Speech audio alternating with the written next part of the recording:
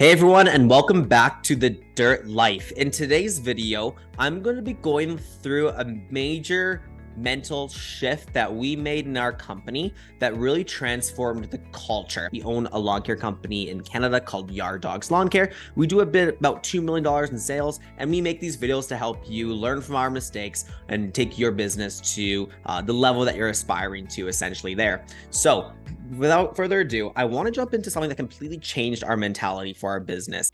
Culture is so important. And if you get culture wrong, it can absolutely be detrimental to your business because skills can always be taught. And how to do lawns and how to speak with people, that can always be taught. But when it comes to culture and the way that people think about their work, if that isn't addressed and set straight from day one, it is extremely hard to change the way people think about things. So what we do here is the following. So where we got it wrong essentially is that the typical corporate structure looks like this. You've got your hierarchy, and this is the way that we used to do it. At the bottom, we had our technicians, They're the ones out and about actually doing the work. They're the ones going to the clients' houses, doing the services there, and they're closest connected to the customer service reps.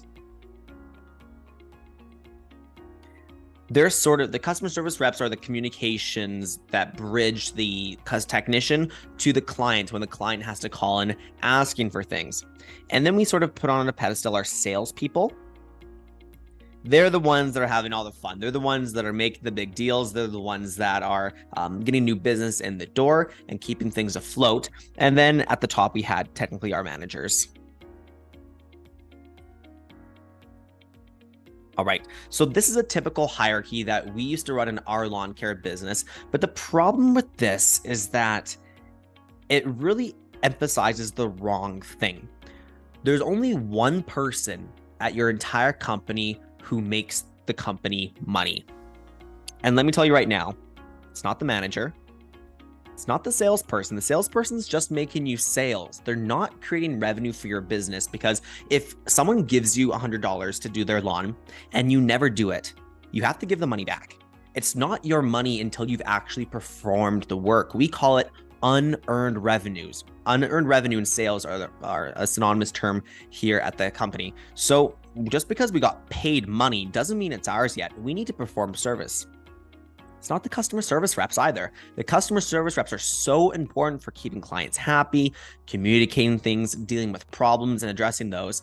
But without the technicians, you don't have a business. Without someone physically going to the lawn, doing what it takes to make sure that client is happy with the work, you don't have a business. And they are the only ones that make money here. And they're the ones that need to be supported. They're the ones that need to be given everything they need. And the way this hierarchy works is we need to serve the people that are closest to our clients, because when they're at someone's house, they are your company. Your technician is your company. So in our case, our technicians, when they're there, they are yard dogs, and they might be the only person that person ever sees of yard dogs essentially at their home. So we need to make sure they have everything that they need to thrive. So we are going to reverse this. I remember my mentor was telling me, he's like, you guys have your entire hierarchy wrong. It's not your technicians that support your customer service reps, that support your sales, that support your managers. It's completely the other way around. It's the technicians that are the forefront of your business. And everyone below the technician needs to support them, because they are the ones that bring home the bacon. They're the ones that either make or break your company, and they're the ones that can control the quality of what that person's actually getting. Then we have our customer service reps. Your customer service reps are the ones that are going through a lot of the problem solving. They're the ones who gets the angry call when people call in. It's the customer service rep who's going to fix the issue and make sure they have very clear notes for the technicians to deliver on. It's the customer service reps, and under them are the salespeople. Now, sales is in my blood for lawn care for sure. And I have a ton of experience and empathy for the salespeople, and they have a lot of work they're grinding too. But their job is a lot more easier. It's a lot easier emotionally than the customer service and the technicians, because it's the techs that are doing those grueling, 20 to 30 jobs a day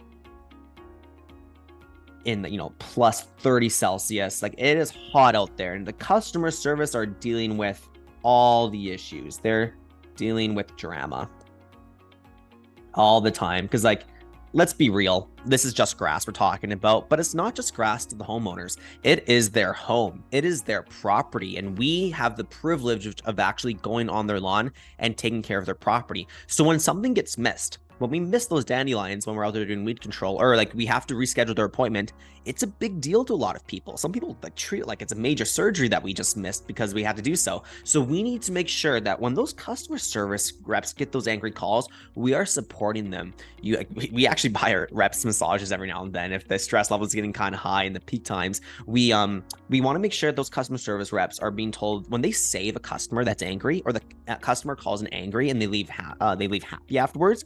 We need to celebrate that a lot more than a new sale, because an existing customer that stays with us for several years is much more valuable to the company than someone that buys 1 year then leaves the next year. So sales, yeah, we want to celebrate them, but we need to really celebrate the customer service reps that truly keep our customers happy. And at the bottom, it's the managers.